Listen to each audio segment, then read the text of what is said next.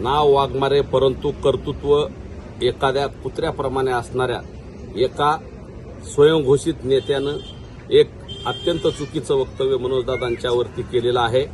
त्या वक्तव्याचा आणि शिवी दिलेल्या गोष्टीचा मी जाहीर निषेध करतो आणि मनोजदादाच्या आंदोलनाला किंवा मनोजदादाला भेटायला सर्वपक्षीय नेते येतात, वेगवेगळ्या मंत्रिमंडळातले सदस्य येत असतात, अनेक लोक येतात जातात, परंतु काही लोकांना मनोजदादांच्या आणि मराठा द्वेषाचा कावीळ झालेला असल्यामुळे जाणून बुजून शिंदे साहेबाचे मंत्री इथं आले आणि मग आंदोलन सुरू झालं, अशा प्रकारचं वक्तव्य ऐकायला भेटलं ते अतिशय चुकीचं आहे। हा लढा मनोजदादांच्या त्यागातून, मराठा समाजाच्या मेहनतीतून आणि आंतरवली सराटीतील बांधवांच्या आणि भगिनींच्या रक्त सांडलाय त्यातून सुरू झालाय आणि तो पुढे जातोय। परंतु जाणून बुजून हा लढा यशस्वी होत असताना 2.5-3 वर्ष होत असताना आजही आंदोलनाची आणि लढ्याची तीव्रता तितकीच व्यापक आहे आणि प्रचंड प्रमाणात काल एक बैठक का असताना सुद्धा सभेत त्याचं रूपांतर झालं।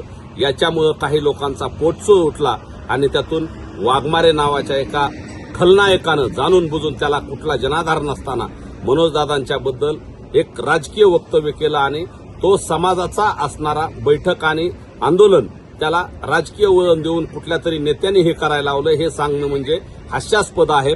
हा लढा गोरगरीब आणि गरजवंत मराठ्याचा आहे, त्यामुळे असलेल्या लोकांच्या आम्ही बोलण्याला भीक घालत नाही, परंतु इथून पुढे मनोजदादाला शिव्या दिल्या तर जशास तसं उत्तर दिलं जाईल आणि वेळ प्रसंगी यांची जीभ हासडून त्यांच्या तोंडाला काळं लावलं जाईल, एवढं त्यांनी ध्यानात ठेवावं। आणि कुणीतरी बारसकर नावाचा व्यक्ती जाणून बुजून मनोजदादावर पुन्हा अधूनमधून बरळत असतो, कालही बरळलाय, त्यालाही सांगणं तू तुझ्या पद्धतीनं महाराज म्हणून काम कर। महाराजांचे जे गुण असतात ते तुझ्यात असले पाहिजेत, ते गुण तुझ्यात नाहीत। तू महाराजांचं नाव महाराज म्हणतो आणि कृत्य मात्र एखाद्या खलनायक असलेल्या व्यक्तीसारखं करतो, त्याच्याही या वक्तव्याचा मी जाहीर निषेध करतो।